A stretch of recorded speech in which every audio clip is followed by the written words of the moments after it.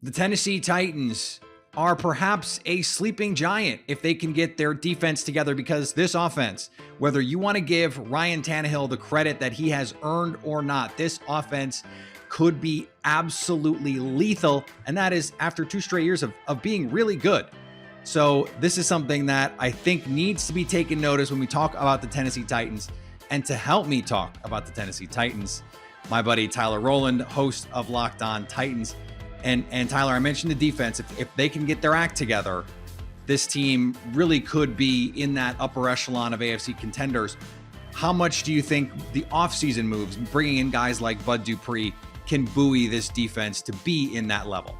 Well, quite frankly, we don't know if it's going to work, Peter, but it's different than last year. What is it? Albert Einstein, I have his poster hanging on my wall here, is doing the same thing over and over again and expecting different results is insanity. So I would say that the Titans, at minimum, decided to make a change, and ultimately that should result in new results.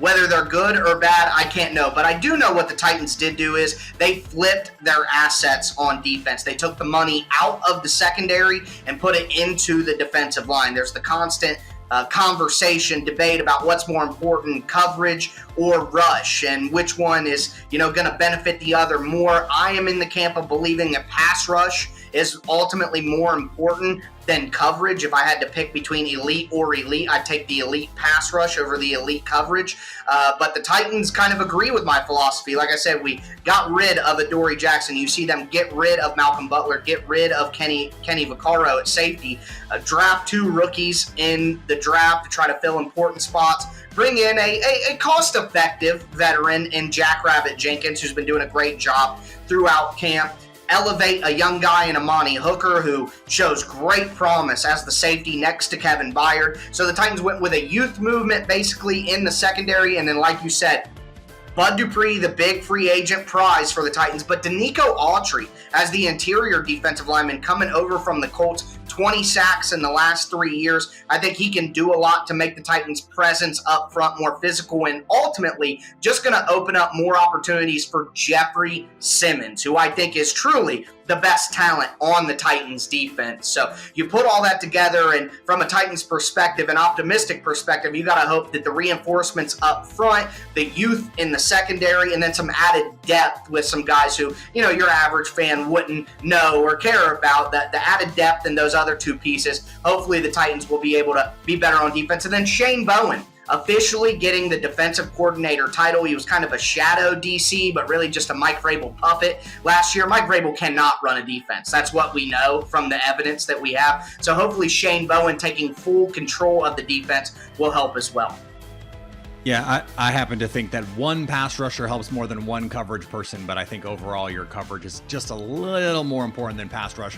On the offensive side of the ball, Derrick Henry is a monster, probably the most feared offensive player in the league that isn't a quarterback right now. They bring in Julio Jones to go along with A.J. Brown. And I guess I want to ask you the question this way.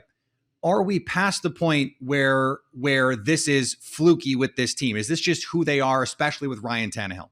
Yeah, I mean, there's a joke in the Titans community that the Titans are team regression, because every year for the last 2 off seasons, it's been, this Titans team, they're going to regress way down. Ryan Tannehill's not this good. Derrick Henry, running backs fall off, blah, blah, blah, blah, blah. Well, I think the situation that people don't respect enough is the Titans' offensive line. The Titans' offensive line's returning 4 starters. Taylor Lewan, top 10 at his position, according to the ESPN poll. Roger Saffold, top 10 at his position, according to the ESPN polls. Ben Jones is one of the top 12 centers in the NFL, in my opinion, at minimum. Nate Davis, going into his 3rd year out of Charlotte, got a couple All-Pro votes at right guard last year. You don't have a 2,000-yard rusher in this incredibly efficient passing game without a solid offensive line. And, we can talk about all the different window dressing and all the things the Titans do, but football is won in the trenches. It has been. It always will be. And the Titans' offensive line doesn't get the respect it deserves. And because of the consistency with the offensive line, it leads to consistency in the results on offense. So I don't see this massive regression coming for the Titans' offense. I think based on what they have in place in terms of scheme, what they have in place in terms of talent, I don't think I see them all of a sudden becoming some average offense. They're going to be one of the better offenses in the NFL. And to bring it full circle, if they combine that with at least an improved defense, then I think you have yourself a Super Bowl caliber team.